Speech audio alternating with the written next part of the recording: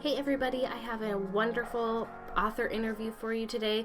I have the lovely Sheena Boekweg on the podcast, and she is talking all about her debut book that came out in 2020, Glitch Kingdom, and her book that comes out here soon, and it is called A Sisterhood of Secret Ambitions.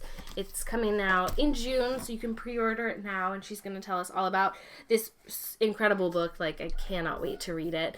And she's just a lovely human being and shares a lot about her journey through publishing, has a great story about the moment she found out she sold her book, and I think you guys are going to love it. So, can you tell me a little bit about your novel, A Sisterhood of Secret Ambitions? Yes, absolutely. So, A Sisterhood of Secret Ambitions is the story of a secret society of women who have influenced, the American election and chosen a president ever since John Adams. It was started by Abigail Adams, which is kind of a fun thing. The story is centered on a 17-year-old girl named Elsie, who is plus size, she is ambitious, and she has anxiety, just like me. And she's been trained, along with her best friends, to marry a man that the society will make powerful. So when she and her best friends, the most ambitious girls she knows, are given a new assignment, she is absolutely shocked because this is a priority one, which means she will be romancing an 18-year-old boy that the society will one day make into a president. It's so much fun. So she's competing with her best friends. There are 4 other girls who go with her, Mira and B. And B is also plus size, which is fun. And it's really fun to play with the fat femme fatale. Mm-hmm. People who use their beauty and their charm to manipulate men into giving them power. It's so much fun to do that with fat characters. It's a joy. But Elsie is very, very ambitious. And her ultimate goal is that she wants her life to matter as much as her brother's. And as she meets Andrew Shaw, who is the boy who's 18, who they're trying to romance, as she meets him, she realizes that what she wants more than anything is for her life to matter as much as her husband's will. And over the course of the novel, she wants to become the person who the society will support for president. Ooh. So it's very fun, and it's very feminist, and it talks a lot about that changing dichotomy between the way we view a woman in power here in America, the woman behind the man, to maybe they can have their own voice and and it's fun. We're recording it right now during the election. I don't know if you want to talk about that at all, because I know we'll be airing a little bit later, but we just had the vice president debate, and it's been interesting to see all of the pundits analyze Kamala Harris's response and how different it is for a woman, especially a woman of color, than it is for a white man. And that's kind of the approach that I'm taking on this story is girl power a little bit, but it's more important to be good than to be powerful in a lot of ways too, which is there's a lot of nuanced discussion and messy friendships, but also supportive. Ultimately, the society is a support. Her friends, her sisters is what she calls them, are her support. Well, that sounds amazing. I cannot wait to read it. And I think I saw the cover on Twitter, because wasn't it just the cover was just announced or released or something, but it looks amazing. It's so cool. I love that. The artist is Sophia Bonatti, and she is a self-taught artist who has an extraordinary eye, and she paints and watercolors and does a lot of art, and it's all women, and I love the cover. I'm sure you'll link to it in your blog post. to look for, but it's cool because it has Elsie there holding a recipe card. The Secret Society passes secret messages through recipes, which is really fun. And she's kind of standing against this floral wallpaper wearing a floral dress, and so she kind of fades away into the background, but she looks at you dead in the eye, and she's just like, you're going to look at me. You're going to see me. Oh, yeah. And it's so perfect. I love it. Yeah, I thought that cover was awesome. And I didn't even know anything about the book when I saw it, but I think that's so great. I can't wait for everybody to experience that and to relate to, what you've got going on there. That sounds great. Tell me a little bit about your journey to being published, because you had a book come out, Glitch Kingdom, and that was your debut, right? Correct. Cool. Yes, that came out in February 18th, right before the pandemic, which meant I'm actually quite lucky because I was able to have a launch party and have my family come out and support, which is wonderful. It was, but then all of my other big moments, I was going to go to New York. I was doing a couple of different conferences. They were canceled because March everyone was just scrambling, right? And so in a lot of ways, I hope that A Sisterhood of Secret Ambitions is kind of a debut do-over. Yes. I hope people will give me a chance. But my path to publication was a long one. Glitch Kingdom was actually my 9th finished book. And A Sisterhood of Secret Ambition was actually my 11th. Wow. So it's been a long journey. I got my agent with my 8th book, which I was entered into Pitch Wars. I don't know if you know the Pitch Wars contest mentorship program. I was luckily selected for that program, and my mentor taught me a ton. This was with my 8th book.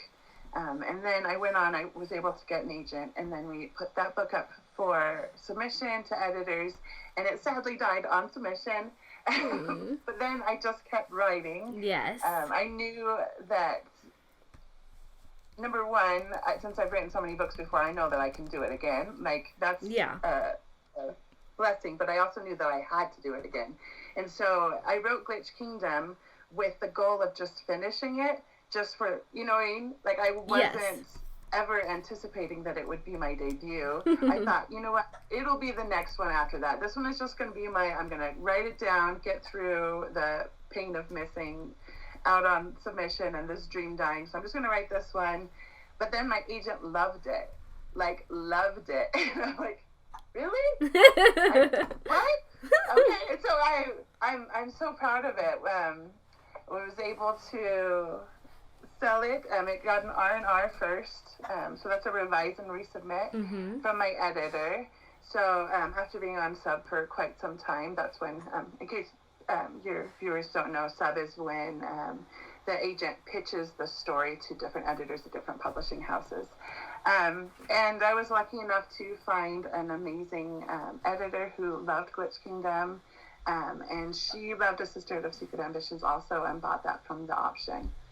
So they couldn't be more different either, really. Glitch Kingdom is the story of a fantasy video game about it's basically a fantasy novel where they find out 50 pages in that they're actually in a fantasy video game and that the game is breaking down and that they have to get out in order to escape. And what the similarity is that they're all, the main character of Glitch Kingdom and the main character of Sisterhood of Secret Ambitions are all plus size or fat characters. And I like to say that I write big surprising stories starring big surprising girls. So that is a great way to put it. That's what you can expect from me. Yes, I love it. I love this question because, everybody's journey to getting their books out into the world is so different. I mean, everybody takes a different pathway. Some choose to do it themselves, and some choose to be patient enough to do it traditionally because it can be such a long process. But I love what you said about how, when that that 8th book that got you your agent didn't sell, you just kept writing. You're like, I know I can do it. I've written 8 books. Like, I can keep going. I think that's such an important thing to remember, because I have heard from lots of authors who've had books go out and sub and not sell, and then it's like, I was so close. You were right there, you know? But I mean, why we do all of this is because we love writing, we love storytelling, so it's just so important to just keep writing. You got to try again if it doesn't, unfortunately work out that first time. Yeah. Well, that's awesome. So tell me a little bit, I know you found your agent through Pitch Wars, which is such a great thing that is out there, but tell me how and if you did you query it all before that with Pitch Wars, with any of your so tell me a little about the querying process, and then any tips you might have for people who are querying right now. Okay, awesome. So yes, I did. The story that I queried was called The Waxling. That's the one that got into Pitch Wars. And I sent out so many queries. It's funny because I self-published before I queried. So I self-published 3 novels. And I did query a little bit, but I was very much I'll send 4 queries out and then I'm not going to do anything. I'm just going to wait and see what happens. Yeah. And that's not the way to do it. Well, I learned a little bit more and I studied a little bit more about how to write a query and what the process actually looks like. And it's funny because the first query request that I got, I called my mom and I just screamed and all of these things, and it ends up that the email was from an agent who was requesting 20 pages because that was what I was supposed to do, is post my pages along with my query. Oh no! And I was so excited about it. That's actually a request. Oh boy! That was you're not supposed to do that. And the book was called The Waxling, and one time I sent a query out called The Waxing, which is a completely different story. Yeah. And so I queried about 75 queries before I got into Pitch Wars. And then, and I tried out for a bunch of different programs that you can find on Twitter.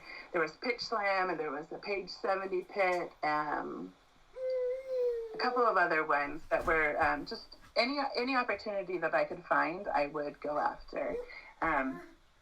And what's fun is that I was able to make a lot of friends within it. We started a pitch support group called the Pitch Crit Crew, or PCC is what I call it. And this was in 2015.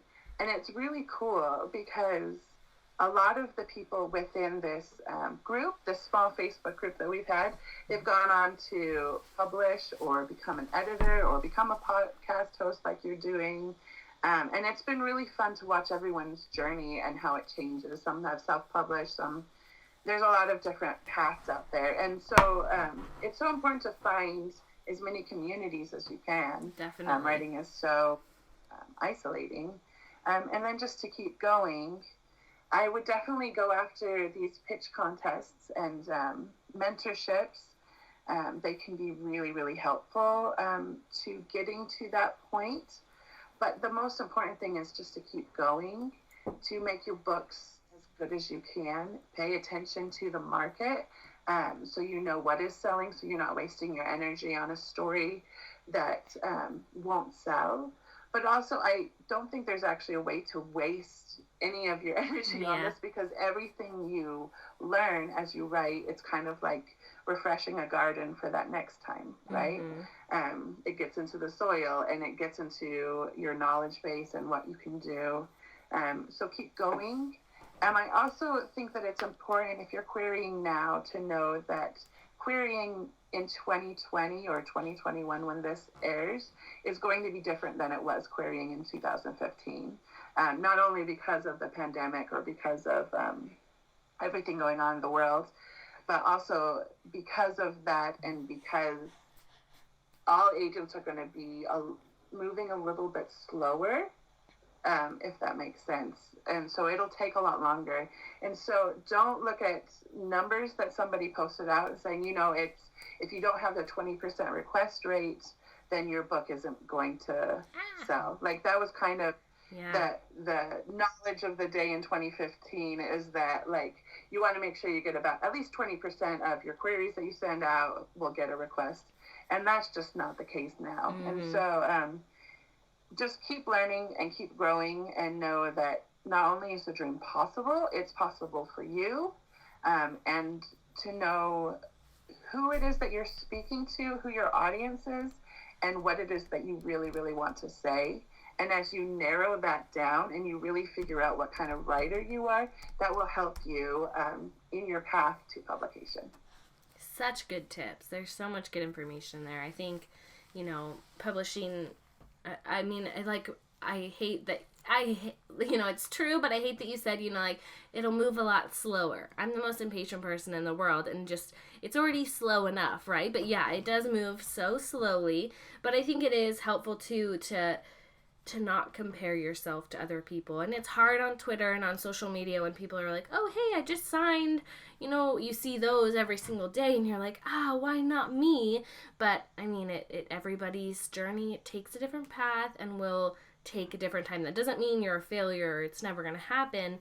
Unfortunately, there is, I feel like, some luck involved with querying and finding the agent reading your query on the right day compared to the other queries that are in the inbox, So you do just have to keep going and keep trying at it, and keep writing too as you're going through the whole process. Absolutely. Definitely. Well, my next question, I'd love to know, what was your favorite part and your least favorite part of the publishing journey?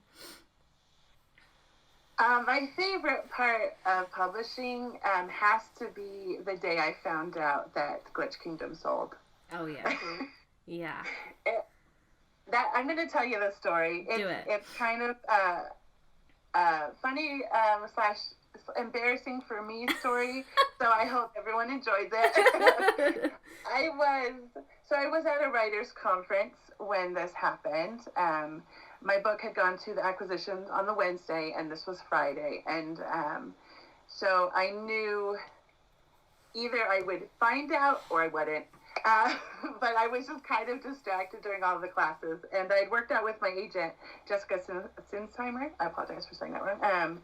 She was going to email me if it was bad news and call me for good news. And so it's just funny. I was in this class, and it was a class taught by Cindy Baldwin, who is an amazing MG writer. I don't know if you've read her books, like Where the Watermelon Grows, but they're fabulous. Awesome. And she was teaching a class, and all of a sudden, she she said something, and it made me think, I need to get my phone out. It was the weirdest thing. So I grabbed my phone, and I just put it on the desk next to my notes that I'm taking in this class, and all of a sudden, my phone lights up, and it's from Jessica. And I'm sitting next to my best friend in the world, April, and she knows all of the stuff, because of course she's my best friend. Yeah. And I just, I get my phone, and I'm like, and then she's like, and it's like, get out! So I quietly sneak, and I have to tell you about the phone that I had at the time. This was an iPhone 4. What? That my dad had given me because he wanted to upgrade. So the fact that my retired father, yes, who's not super technical, had given me this phone, that should tell you, number one, how old and not quite functional this phone was. It was literally a tiny brick that took really good pictures. Yeah. But I did not have good connection to Jessica calling me with the news of my lifetime, and I was so nervous that I'm like and I couldn't call. I would call it, and then it wouldn't ring, and I'm like, I do not have reception here. What is happening? And so I walked all the way from the 3rd floor to the outside of the building to try and get good reception, and it didn't work. And then I come all the way back because I know the green room is on the 3rd floor, and I have her number, and I'm just going to call from a landline, and it'll all be fine. Yeah. But the classes had let out, and so there's all these people, I miss people. Me too. Just walking around, all of the things, and my best friend April's just waiting by the edge of the class. It's like, what is it? What's happening? And it was lunchtime, and so everyone's just milling about.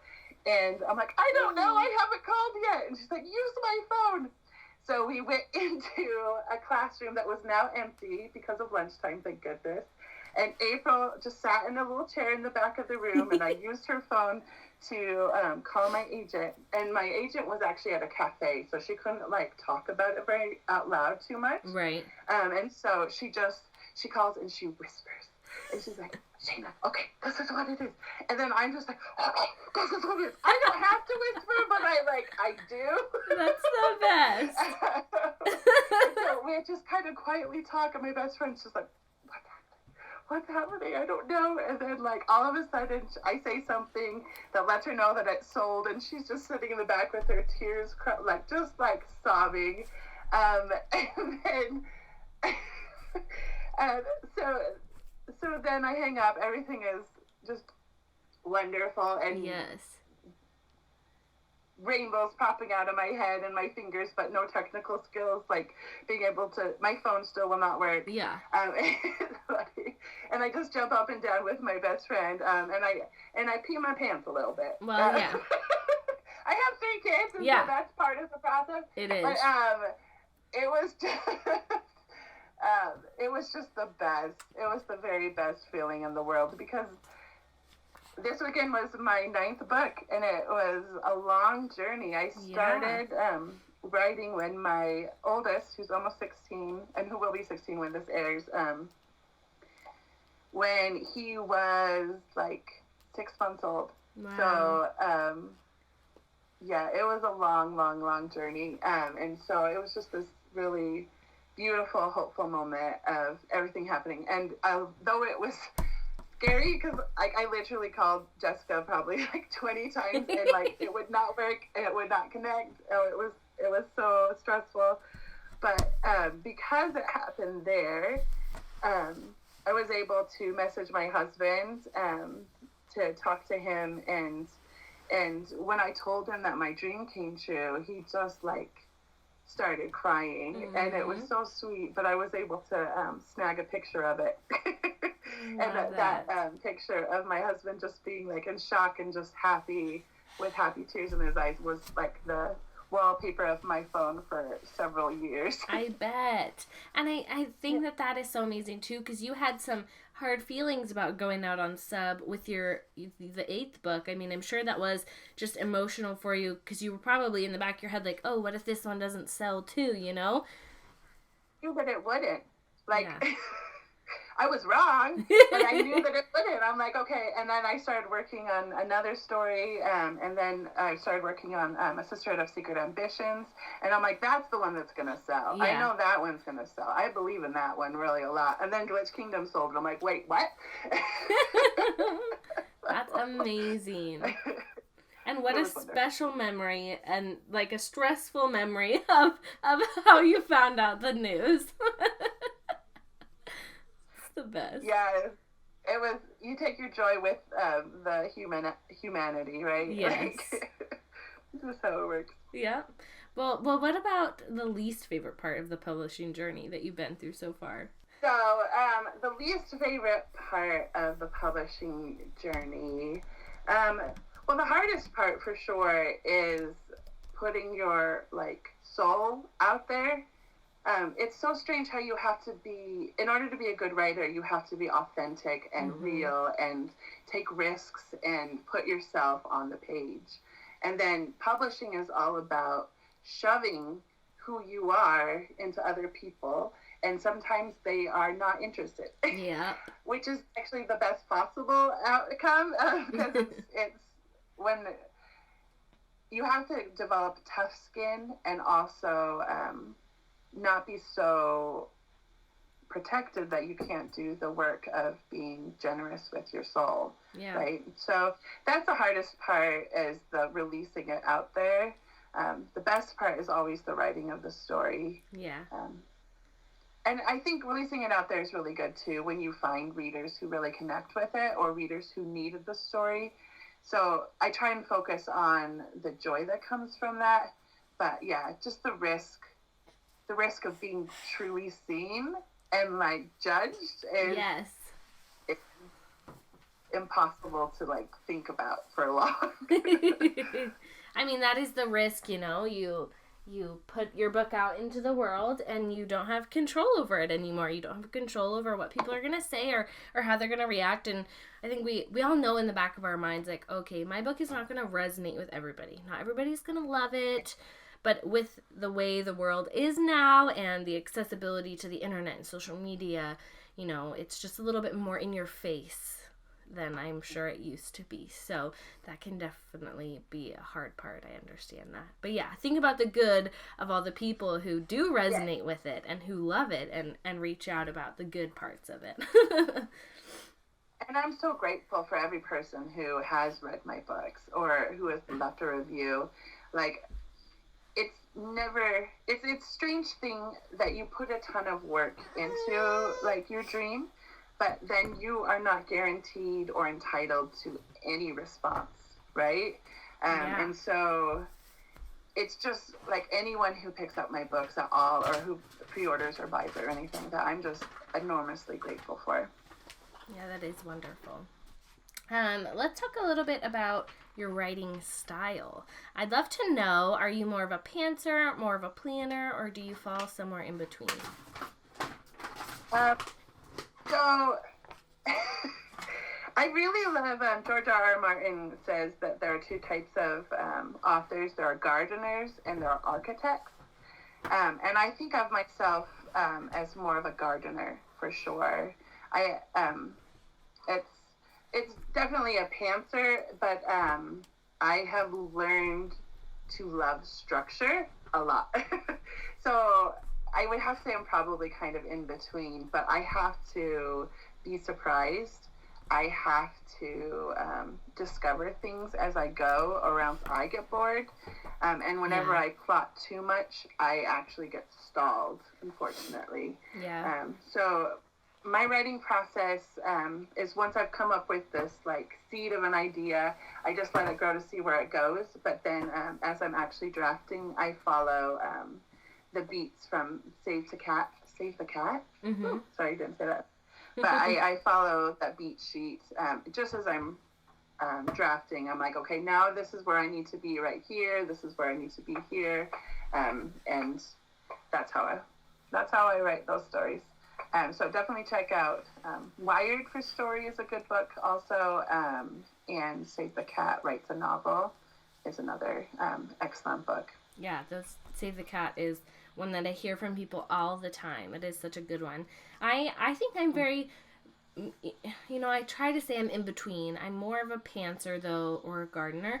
Because I do find that plotting or outlining too much, it does stall for me, too. And I always feel like if I put something down on paper like that or spend a lot of time on outlines, like some people spend so much time on outlines, I feel like I have to stick to it. I feel like I can't change from it, even if as I write, like I realize, oh, okay, that's not the right way to go.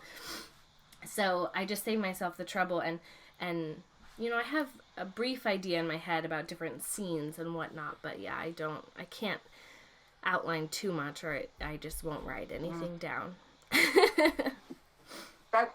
That's how it happens. And I always have to trust that an ending will come. Yeah. And that I've read enough books that, like, my brain knows the structure of books. Yes. So there's a little bit of trusting in your subconscious to do the work for you. Right. Yeah. That works sometimes. Other times your subconscious is like, nope, I'm leaving you all alone. Yes. And then whenever that happens, I go backwards. I don't know if you do that too, but I always, then I must be missing something. Yes. So then I go at least 3 chapters backwards and I start revising there. And then when I find, oh no, this character just did something that they wouldn't actually do, then I can figure it out. Or sometimes there's like an internal thought that I didn't realize they needed to have here. And so then you plant the seeds in an earlier chapter and then you can yes, go back to where you were. That way. Yeah, no, that is something I do as well, especially because my characters do sometimes through the pantsing process. I mean, they do things that doesn't lead us down the right track, right? So you got to go back and fix it a little bit. Yeah. Well, the next thing I'd love for you to share with me is something that your readers wouldn't necessarily know about you.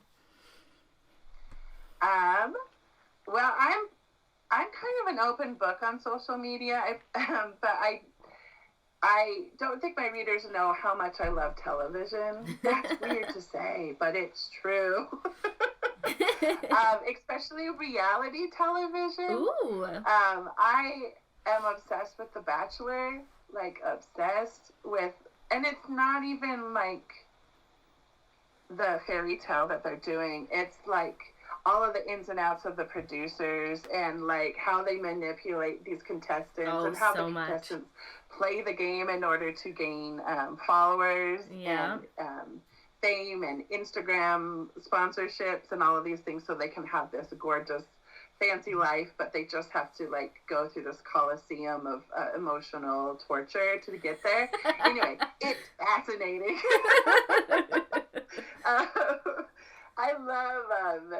I love all TV. I've been watching what is that show? Married at First Sight. I don't know. I'm addicted to it. I can't not stop. And I just realized that a couple of months ago that I could watch them all.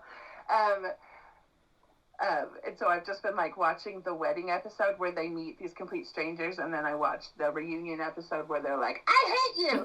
You did all these things," and I'm just like, "What a journey you went on."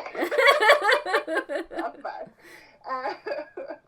I also I'm a mom of 3, and I have the world's cutest dog, who is very well spoiled. I'm also married to my best friend in the world, who is a professional firework person. Oh, really? So he lights off fireworks for like the 4th of July and basketball games and football games and all of those things. Cool. And so I see a lot of fireworks, and I'm lucky enough to really be able to enjoy it. Yeah. And yeah, that's me. I love it. I don't know if I'm too surprising, honestly, because I feel like being authentic is the most important thing that we can do, especially as writers. Like, if you can't be honest, then you're not doing the job. Yeah. So I try to do that in all my social media too, although I have anxiety and panic disorder, and so there are things that I try to keep quiet, even though I probably would talk about them if the mood was right. Yeah. I think it's so helpful to be authentic on social media, just as a human being, whether you're an author or not, because social media is so curated and people put basically just the highlights of their life, right? I have made it like, it makes my husband a little uncomfortable sometimes when I share things that are like real or hardships. I have anxiety and depression, and I share about, you know, my struggles with that. I mean, I had a baby this year, and like probably the worst year that I could have chosen to have a baby, right? And it's been very difficult and super hard on my depression. And, you know, I think being honest and open about it helps other people feel less alone, because in the world we live in, you could scroll through your phone and just see happy, smiling people, and you know, it's nice to know that you're not the only one who's having a hard time, and all those happy, smiling people have hard things in their lives too. They're just not posting about them. And that's a hard balance too, is as an author, because I am like, to my core, I have to be me, and like I'm open about a lot of the issues that I struggle with. But I think that can actually be harmful to my career. And so a lot of authors do develop that branding, that image that readers can buy into. And I think there's actually a lot of talent that goes into that I'm trying to develop. So if my Instagram feed ever ends up looking pretty, know that that's because I've worked really hard. Yes. And it's not currently as pretty as I want it to be. So I think that can be authentic too, in a way. Yes. It does take so much effort to like some people's Instagram feeds are just like so cohesive, and everything looks like they thought about every single piece, because they did. I mean, they put so much work into it. Yeah, that is definitely helpful as an author to have a brand and to really stick to it in that way. Yeah. And I think a lot of readers really like that too. So I don't think there's anything wrong with giving readers what they like. But I just haven't do that part on Instagram yet. So. Well, my next question, I'd love to know on a typical day how much time you spend writing. So I'm really privileged and lucky because I've been a stay-at-home mom for 16 years. And my kids, when it's not a pandemic, are in school. Now my youngest is 9. And so I have a lot of free alone time. So I do write a lot. So I usually I start writing about 9 in the morning, and then I finish usually about 4. And of course I walk the dog in the middle of it and watch TV sometimes in the middle of it. But I generally speaking don't watch TV during the day.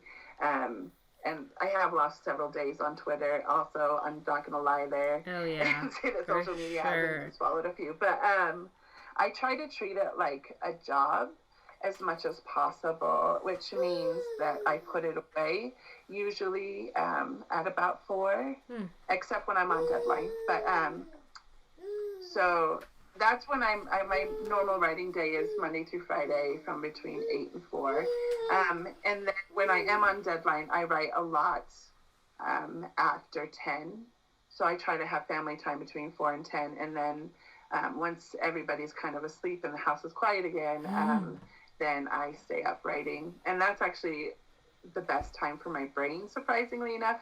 And also, I'm way less likely to get sucked into social media at nighttime, because I'm like, I could be sleeping right now. And so get off of Twitter. You can go do your work. And so that's actually really helpful.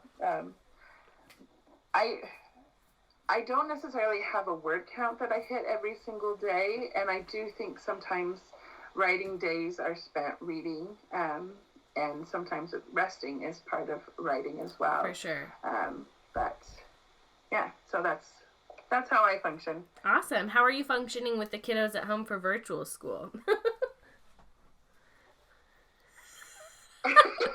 I'll take that silence as your answer. Well, it's hard. No, it's hard. So hard. My 16-year-old kicked me off my desk. What?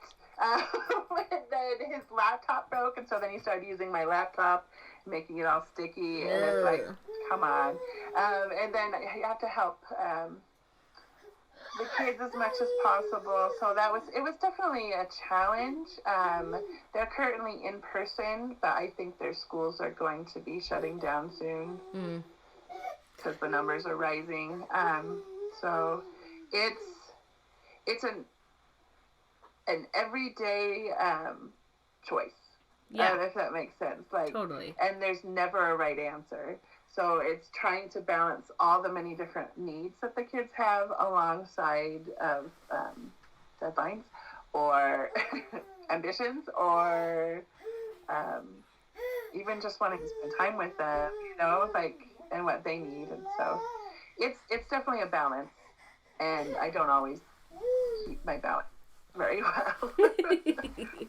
I find, as a mom, stay-at-home mom too, I find myself staying up late at night to really get good writing done, or waking up early in the morning to get it done, because I can sneak in, little bouts of time throughout the day, like when the baby's napping or the kids are playing outside, but to get large chunks of writing done, it has to be when the house is quiet, like you said, and nobody else is bugging me. Yeah. So it kind of depends on what part of the process it is too, because I can do copy edits if a kid is playing Legos next to me, you know, and also my kids play a lot of video games. They play a lot of video games, and so it's just kind of a matter of choosing which battle is important to you. I think. I know that it will get better. I know you have a little baby, and once they get older, it is a lot easier. Yeah. It is a lot easier. So. Yeah. But it's important what you're doing. Definitely. What you're doing is important to keep your voice. I think it's so.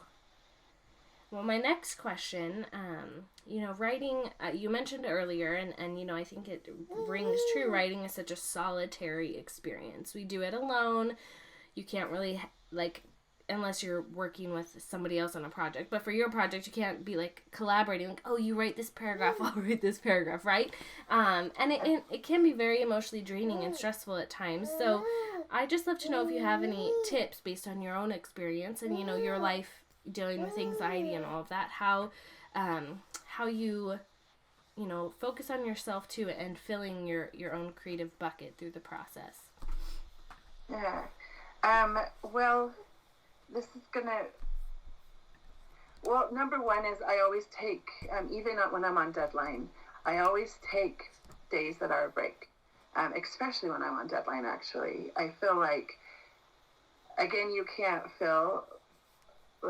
write from an empty well. And so it's so important to read or listen to music or all those things. But one thing that's really helped me is actually The Bachelor. I was never into it before I sold a book. I thought it was so weird. But because it doesn't always take that much thought, I feel like there are those shows that you can watch that can entertain you and that you don't have to think while you're watching them. I don't think every day needs to be about growth. I think some days can be about rest. Yeah. So I think finding something that you can love that is outside of writing, outside of your dream, and that you won't get paid for, and that it doesn't matter in the long run at all. It's just something that's fun for you.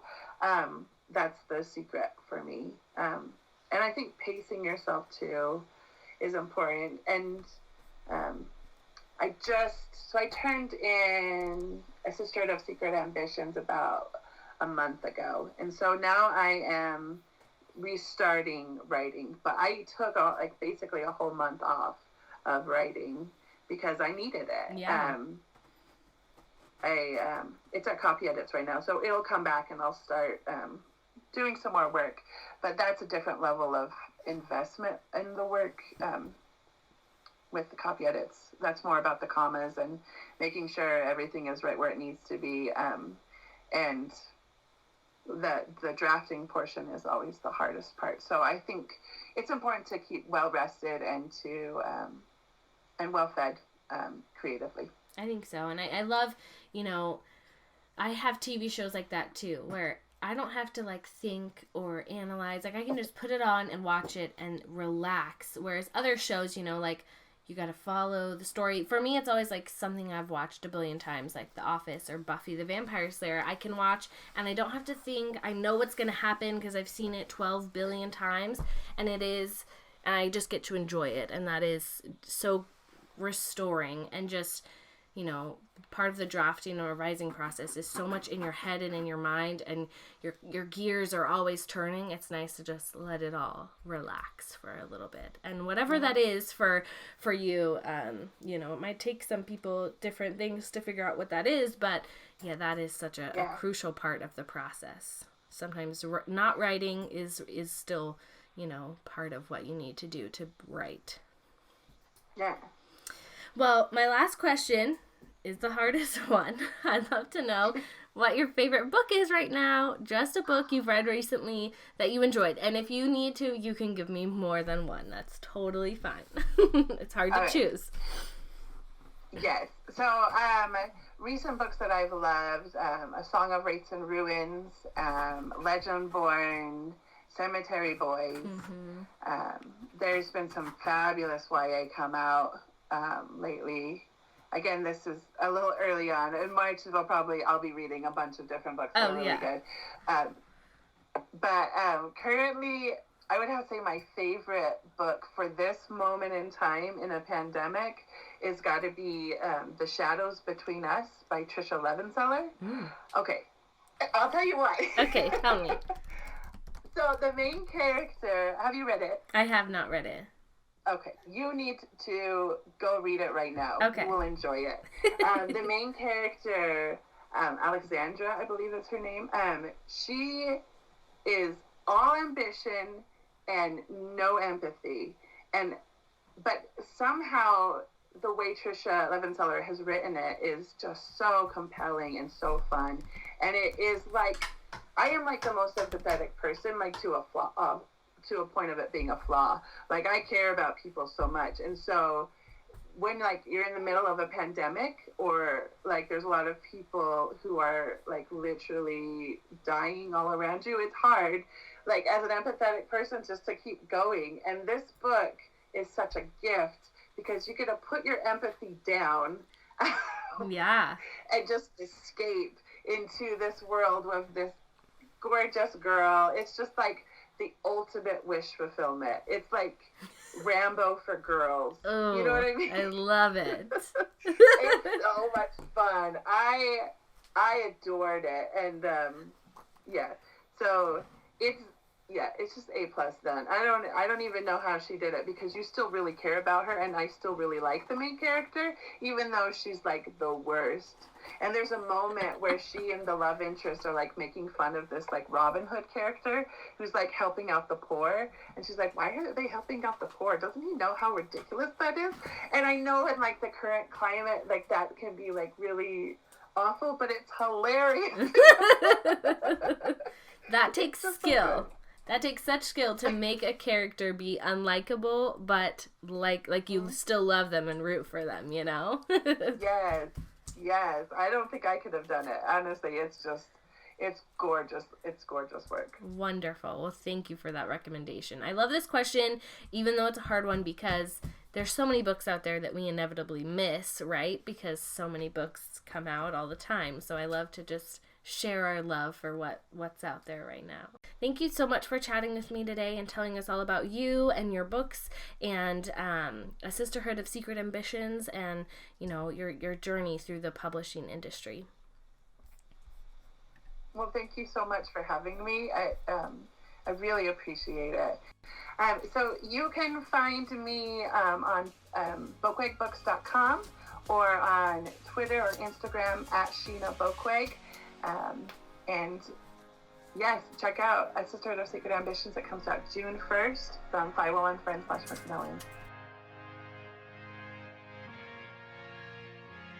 Thank you for listening to this episode and for getting to know Sheena a little bit better. Make sure you go ahead and pre-order A Sisterhood of Secret Ambitions, which is out on June 1st. And as always, if you could make sure to rate and review this podcast wherever you have found it, that is so, so helpful to me.